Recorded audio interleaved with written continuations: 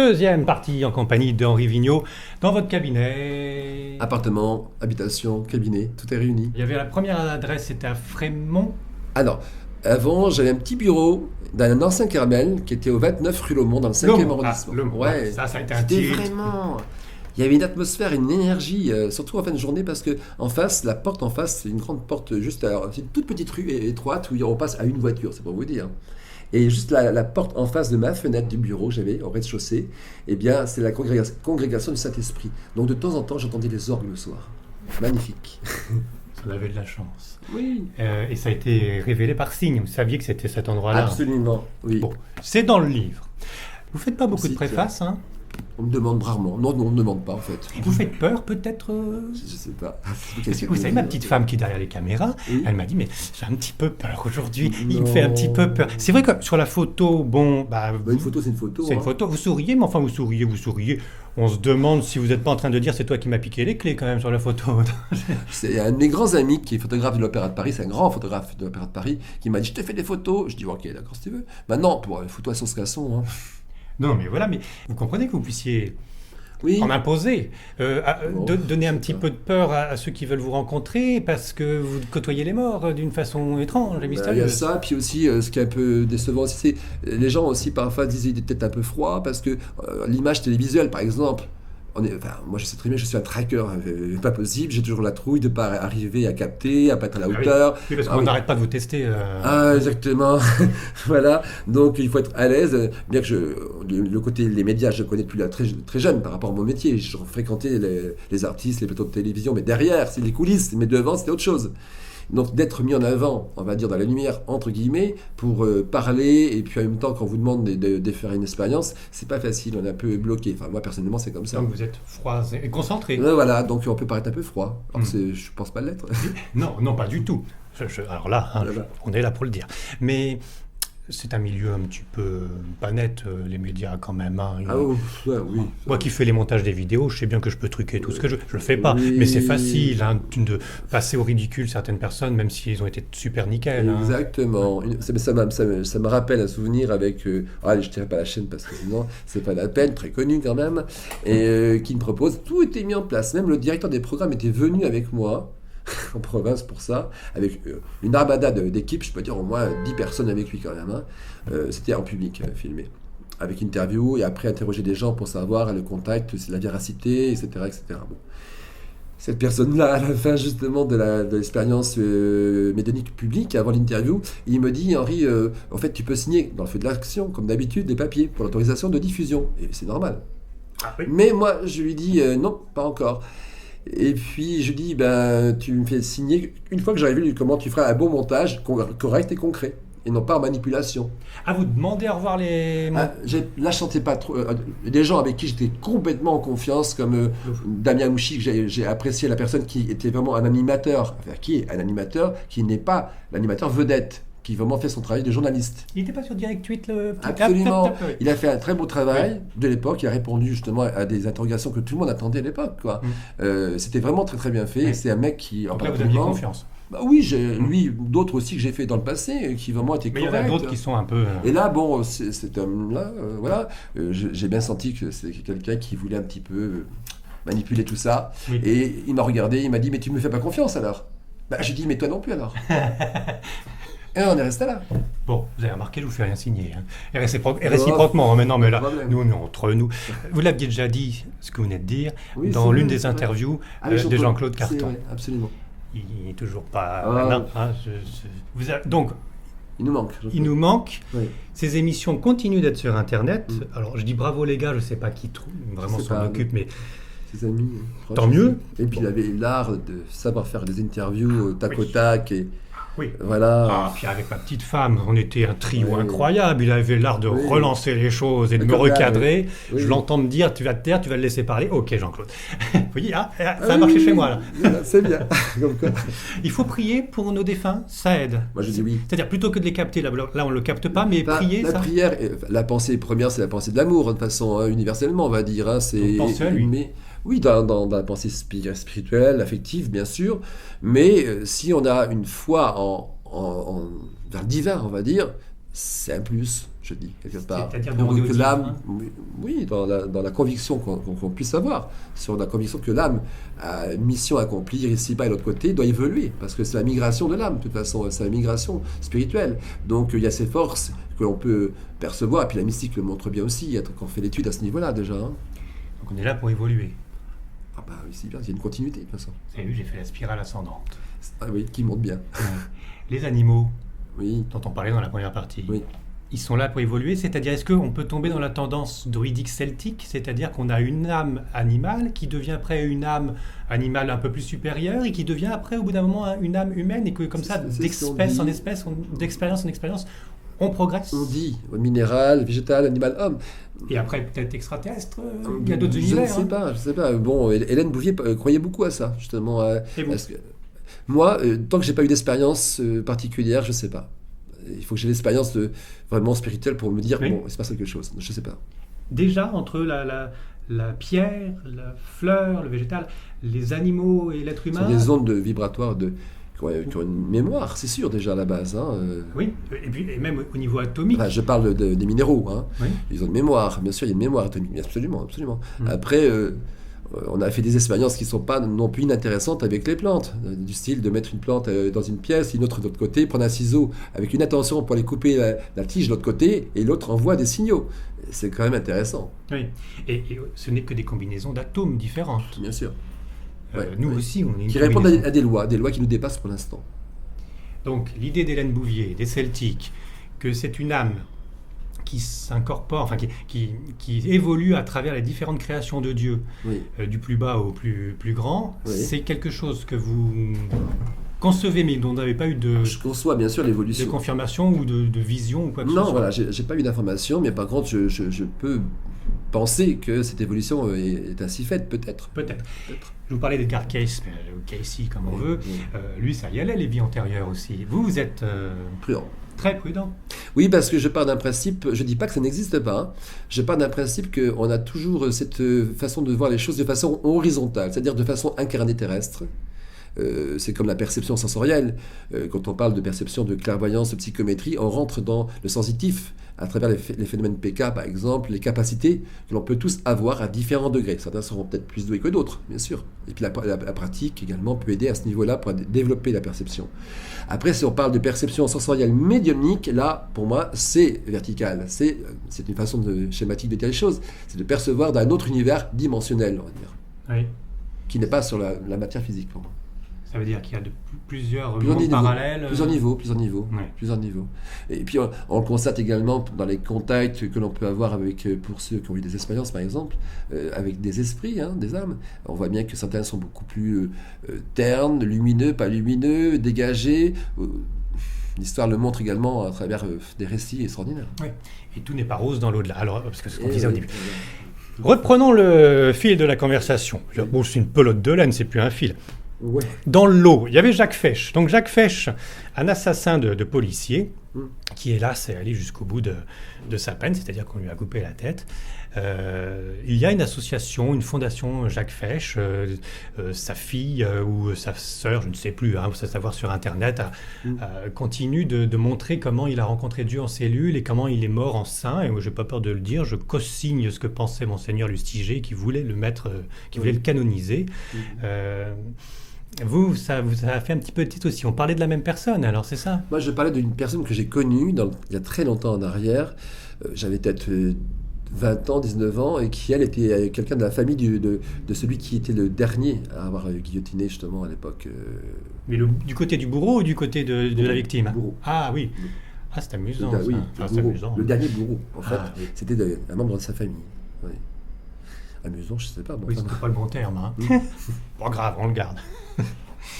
Alors, on en est où de cette affaire de l'au-delà par Rose? Le père Brune est le premier. Hein. Il y a un de ses livres, je cherche le titre, mais Dieu, Satan, la guerre continue, quelque chose comme ça. Hein. oui, j'ai pas lu, pardon. Il sait bien qu'il ne faut pas se plonger dans le New Age parce que c'est à la mode et faire tourner les tables ou la planchette Ouija pour avoir des contacts. Vous aussi, vous le marquez qu'il ne faut pas faire de contacts forcés pour avoir des contacts de l'au-delà parce que c'est hyper dangereux. Et même quand vous êtes cadré et professionnel, vous avez encore des attaques de mauvais esprits. J'enlèverai le côté professionnel. Je suis à la place que j'ai aujourd'hui parce que j'étais amené à le faire comme ça et bien sûr déclaré, évidemment. Mais ça Je fait rentre combien- dans un cadre, on va Ça dire. fait combien d'années que vous êtes médium? Enfin, médium, depuis l'enfance. Maintenant que j'exerce officiellement, ça fait 26 ans, 25 ans. 25 ans. Alors un sportif de Et la avant, médiumnité. c'était public et, Oui. et puis mon travail en même temps. Enfin bon, plus de 25 ans où vous pratiquez Enfin, la c'est 32 médiumnité. ans. Pas très bon calcul alors. Ça fait 32 ans que j'exerce au tout début en public. Ouais. Donc là quand même vous avez C'est M. l'expérience. Dumas qui m'a lancé. Oui, on va en parler d'André Dumas. Et Nicole Leprince aussi, j'y tiens.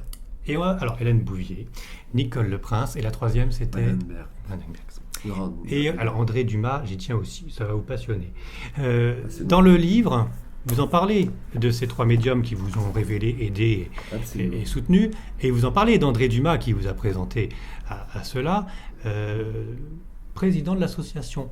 Le nom de l'association, il est passé à l'as. Vous êtes fâché avec... Avec personne. Mais pourquoi vous n'avez pas dit André Dumas de Luce-Fipes, rue Jean-Jacques J'y avais pas Rousseau? pensé. Non, franchement, je n'avais pas pensé à le signaler, ou alors c'était un oubli peut-être quand la Fallait faire retranscription. court. Ouais, bon. Non, je sais pas. Honnêtement, autrement, j'aurais marqué sans problème. Alors, comme quoi, le monde est petit. André Dumas, Oui. c'est la première personne que j'ai rencontrée Ah. avant de me plonger dans la recherche de Ah, s'il y a c'est bien. vraiment quelque chose dans l'invisible. Mmh. Et je l'ai rencontré donc à Luce-Fipes, un dimanche après-midi à 15h, enfin après la conférence. Et j'ai dit, je vais vous interviewer, vous avez monté une association fabuleuse. J'ai dit, écoutez, monsieur, j'ai rien monté, je ne fais que la continuité d'Alain Kardec, mais un homme fabuleux, trois, oui, oui. grand, bon, Très bien. et qui m'a dit, vous allez continuer de faire des interviews, et vous allez la faire, mais vous allez le faire avec Jean Prieur. Je vous donne les coordonnées de Jean Prieur, et c'est lui qui m'a balancé chez Jean Prieur. C'est génial. Et le feeling a passé tout de suite Bah, comme avec Jean. quoi, on n'a pas commun tous les deux. C'est marrant. Et alors, Voilà. double point commun, mais enfin, naturellement, le monde est petit. Hein, Oui. bon. Je crois bien avoir rencontré Hélène Bouvier. C'est vrai. Il y avait des chats, tout ça, c'était un Ah oui, petit peu il spécial. était Oui. réputé pour ça. Alors j'ai une cassette audio, une de mes premières interviews avec Hélène Bouvier qu'une amie voyante m'avait présentée. Et pour tout vous dire, elle m'a raconté ce qu'elle vivait. Elle était déjà assise ou à moitié allongée, donc assez fatiguée. Elle m'avait raconté des histoires tellement incroyables que quand je suis sorti, j'ai jamais diffusé la cassette parce que je me suis dit, celle-là, elle est... Ah, oui. Oulala, elle est complètement folle, elle est gentille, elle était très aimable, mais complètement folle. Je n'ai jamais pu croire ce qu'elle m'a raconté. En lisant votre livre, en lisant ce que font certains esprits jusqu'à physiquement Ah, oui. vous marquer, Oui, oui. ça m'a fait repenser à ce que m'avait dit cette médium que je pensais yo-yo temps de la cafetière, qui me disait carrément qu'une nuit, elle avait vu un maréchal d'Empire avec son costume et toutes ses médailles jusqu'à la taille, Oui. mais rien en dessous, et qu'il avait foncé sur elle et qu'il l'avait traversée, et en l'ayant traversée, l'une des médailles l'avait griffée et qu'elle a gardé la griffe pendant 15 jours. Ça veut dire que l'esprit avait réussi à créer une densité. Oui, moi je me suis dit c'est plutôt la tête qui est plus très dense, vous voyez. Non, non, non. Et là, en lisant votre livre, je m'aperçois que ça peut arriver. Un esprit arrive bien à soulever un objet, déplacer un objet. Donc il arrive à exercer une puissance, quelque chose, dans la matière physique. Est-ce que c'est vraiment un esprit? Est-ce que c'est pas notre cerveau Alors, par télékinésie? évidemment que ça existe. Hein. Évidemment qu'on sait très bien que les jeunes perturbés qui créent des poltergeists, ça vient d'eux. Et il y a dans la métaphysique qui se passe quelque chose. Ça, je suis entièrement d'accord. Mais j'ai connu des cas particuliers où c'est vraiment lié aux défunts. Vraiment lié aux défunts. Oui. Donc ils peuvent Une interférer, action physique. matériellement sur notre monde. Ils peuvent pas aller jusqu'à Oui, nous d'accord. pousser du 13e étage pour nous faire tomber, mais quand même. Ah. Non. Écoutez, moi j'ai eu un cas, vous faites rentrer dans des souvenirs, rentrant de conférence sur Sens il y a 25 ans en arrière, connaissant la route par cœur en voiture à l'époque, c'était au moins la 5e fois que j'y allais, 6e fois, pour rentrer sur Créteil à l'époque où j'habitais. Et puis, en sortant de là-bas le soir, après avoir dîné avec des amis qui donc, dirigeaient le centre, en prenant la route habituelle, pourquoi, comment, je me suis retrouvé, mais sans m'en rendre compte du tout, par une autre route. Je dis, où est-ce que tu es? C'est bizarre, tu connais pourtant la route par cœur. Mais en fait, il y avait une énergie, présence dans le véhicule vraiment malsain. Un poids, une énergie dense qui est très déplaisante. Et puis, je roulais, et d'un seul coup, je voulais reprendre le chemin arrière, mais j'arrivais pas. J'arrivais pas à me ressaisir, en fait, complètement. Et j'ai senti derrière moi une espèce de masse, de poids, avec un souffle rauque derrière moi. Mais je veux dire que c'est vrai que par moment, le bras droit ou le bras gauche, je ne sais pas, était pris pour tourner le volant dans l'autre sens, pour vraiment aller dans le décor, quoi. Oui, mais c'est peut-être incorporation là, non? Il y avait C'était une force extérieure? un début de d'incorporation qui était... Oui, c'est ça, Ah oui, absolument. c'était pas l'esprit qui prenait le volant. À C'est à travers vous. Oui, À c'est travers ça. Oui, c'est ça. Alors là, pourquoi, comment, je ne sais pas. Ça, j'ai prié, bien sûr, évidemment. J'ai refusé parce qu'on peut refuser, évidemment, heureusement déjà, les contacts aussi, et là aussi des attaques, forcément. Et quand vous priez, alors, quand vous vous sentez attaqué, bon, ça peut être lié aussi à la fatigue, vous savez, quand il fait Oui, nuit. non, pas là. Non, pas là. Non, croyez-moi, c'est quand ça dure non pas 5 minutes ni 2 minutes, mais pendant presque 1 heure à peu près, c'était très long. Non. Dans ces cas-là, vous priez qui? Bon, j'appelle les forces divines, j'appelle qu'on appelle Dieu, qu'importe, voilà. Oui. Pas un saint en particulier. Là, je sais pas à l'époque qui j'ai invoqué, mais je pense que c'est vraiment la force divine. Là, je prends les petits trucs bien sympathiques pour nous tous. Oui. Si on a l'angoisse la nuit, bon, le truc qui marche pour Henri Vigneault n'est pas obligé Qui marche.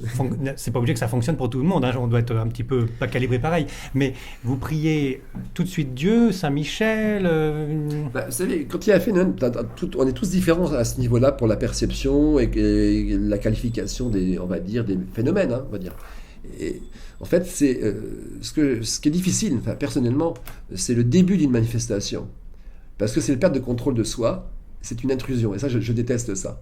J'aime bien être maître de mon véhicule, de moi-même, de ma personne, de mon esprit, de ma psychologie, de tout. Et quand je suis là à vivre un phénomène, souvent je refuse.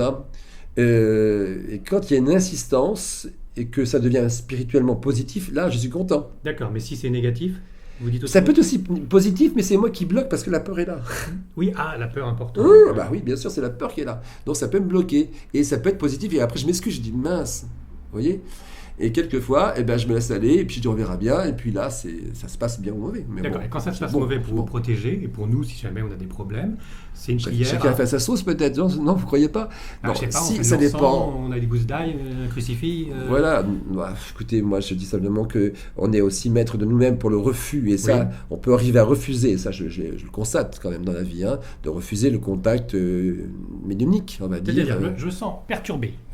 Je suis très perturbé. Non mais attendez, on fait un côté pratique. Ah oui, bon, je suis très perturbé de toute façon de naissance, mais je sens qu'il y a un esprit qui m'embête.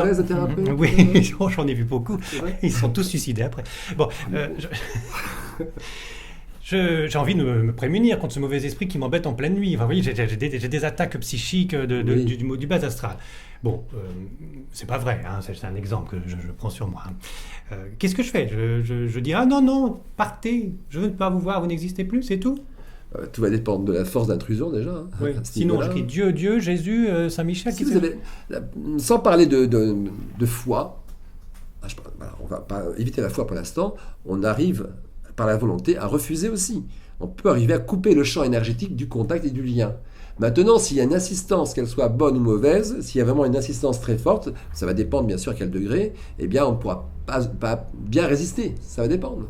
Oui. Ça va dépendre. Et parfois, on va y arriver. Et quelquefois, on peut, par ceux qui ont la foi, demander l'intercession, l'invocation, et on peut recevoir justement une énergie étrangère à soi qui vient à nous comme une aide. Oui. À partir du moment où on est dans l'invisible, on a intérêt à demander de l'aide de l'invisible, parce qu'on est sur un autre plan. Oui. Enfin, normalement, on va dire oui. Je crois qu'il y a pas mal de maisons hantées et de personnes qui se perturbent, oui, qui génèrent de la peur, qui s'auto-envoûtent même à la limite, parce qu'ils croient voir des choses et puis ça n'existe pas. Oui, il y a un bailliage à faire. Voilà, il y a vraiment effectivement les psychiatres qui ont du travail. Mais là aussi, la foi peut sauver quand même. Oui. Déjà, la foi peut sauver. Tout simplement, même pour ceux qui, sans parler de spiritualité, de contact médiumnique, une certaine foi peut apaiser quelqu'un en souffrance déjà. Voilà. Le Père Brune dit qu'il y a aussi des êtres qui se nourrissent de notre peur et qui génèrent la peur par plaisir. C'est du bas astral, ça. Complètement. Donc il ne faut pas tomber dedans, il ne faut pas avoir peur non plus. Exactement. Les peurs génèrent justement après cette attirance fluidique négative d'entité, entre guillemets, ou de larve astrale. D'accord, alors je résume, il ne faut pas rentrer dans la médiumnité par force, il ne faut pas avoir des contacts de l'au-delà en le forçant. Il faut que ce soit spontané. Le volontarisme dans ce domaine-là est dangereux, c'est ce que je dis souvent. Maintenant, il est vrai qu'il y a certains médiums sensitifs qui ont une aptitude qui serait sûrement intéressant pour certains à développer, encadrer. Voilà, je dirais ça comme ça. Maintenant, il existe des personnes qui veulent à tout prix, parce que de nos jours, on trouve tellement d'informations sur les médias, sur les bouquins, partout, que les gens ont envie à tout prix de faire du magnétisme, de la radiesthésie, bon, pourquoi pas, ou en tout cas le contact avec les esprits. C'est là le danger, parce qu'ils n'ont pas l'aptitude. Clairvoyance, oui, je dis qu'on peut tous à différents degrés, mais uniquement, je dis non. Parce qu'on ne sait pas où on ouvre la porte et qui rentre. Je dis fais attention, ouais, exactement. Et Madame Berthe, pour revenir à elle, dont j'ai parlé tout à l'heure aussi avec vous, qui faisait partie des médiums que j'ai connus, côtoyés, disait « Henri, écoutez bien ce que je vais vous dire », elle me disait. Quand la porte est ouverte, on ne sait pas qui rentre, même pour le meilleur des médiums. Il faut vraiment beaucoup d'expérience pour savoir. Bon, pour Madame Berthe, c'est fait. Donc pour vous aussi, vous êtes toujours vigilance et discernement. Ça, c'est René Laurentin qui n'arrêtait pas de me dire discernement. Bien sûr. C'est important, c'est très important. Et ça, c'est le discernement, vous l'avez, vous, par des petits trucs, des petites habitudes pour savoir d'où ça vient, les bonnes odeurs, je ne sais quoi d'autre, enfin des signes, vous savez si ça vient de là-haut, et sinon vous pouvez balayer si ça vient. Ça, je le sais tout de suite. Ça, c'est vraiment, je peux dire, un cadeau du ciel. Oui. Ça, je sais discerner.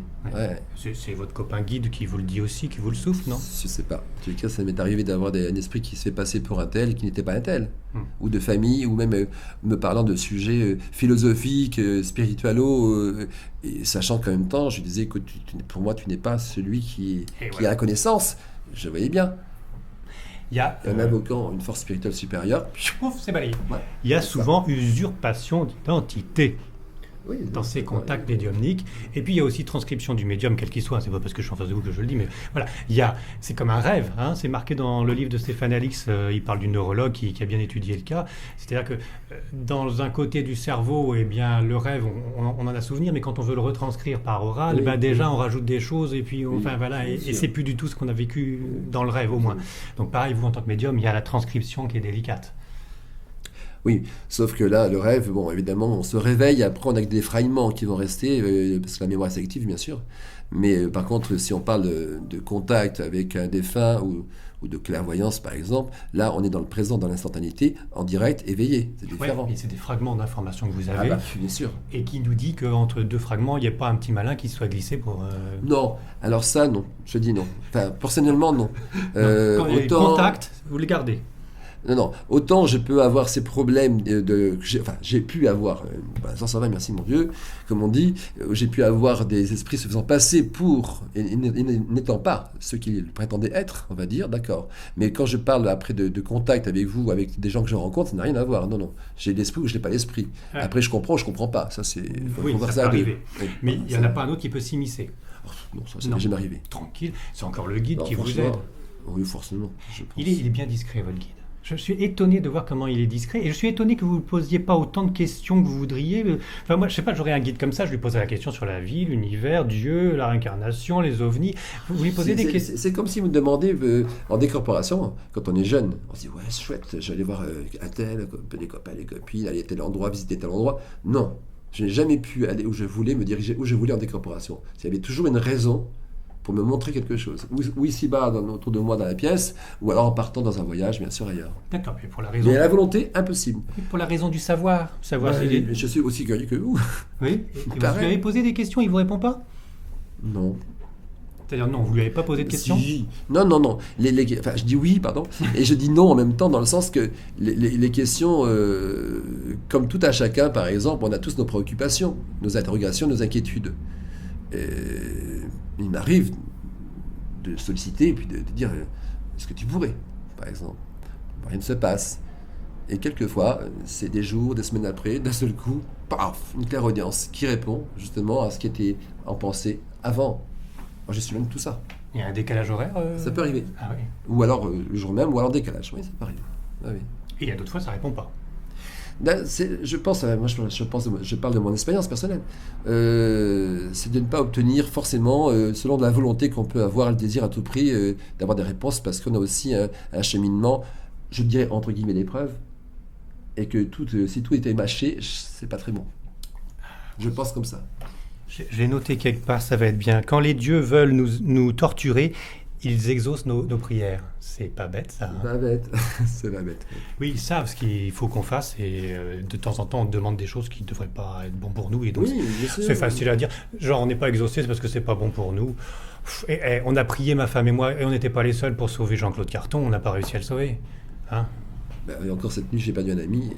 Pareil, hein. Bon, alors là, on se dit quoi? On n'est pas écouté, on ne le mérite pas ou... Si on est écouté. La prière du cœur et de l'âme ne tombe pas n'importe où. Hein. De toute façon, elle est quand même, elle va droit au but, mais pas dans le sens de ce qu'on veut forcément, toujours. Ah bah, clairement, oui. Et quelquefois, oui. Il y a quand même des groupes de prières, de pensées qui créent justement un égrégore et qui vont justement aider quelqu'un. Bah oui. Ça arrive aussi, De temps en temps. Hein. de temps en temps. Et de temps en temps, on peut se demander si vraiment le groupe de prière est vraiment un facteur intéressant pour la guérison. Hein. Ça se trouve, c'était le hasard ou le médecin. Hein. Ouais, je crois que c'est à tout réuni. Non, je sais pas. Enfin, vous voyez ce que je veux crois dire. La prière, ça marche vraiment, la prière. On est vraiment écouté. Est-ce que tout le monde est écouté, y compris le pire des mécréants, le pire des affreux Jojo qui dit Dieu, écoute-moi. Moi, je pense ou est-ce qu'il faut que ça se mérite ou...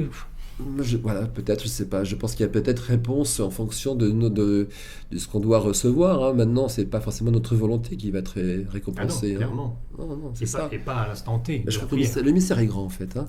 Je crois qu'on n'a pas personne n'a la réponse à tout, de toute façon.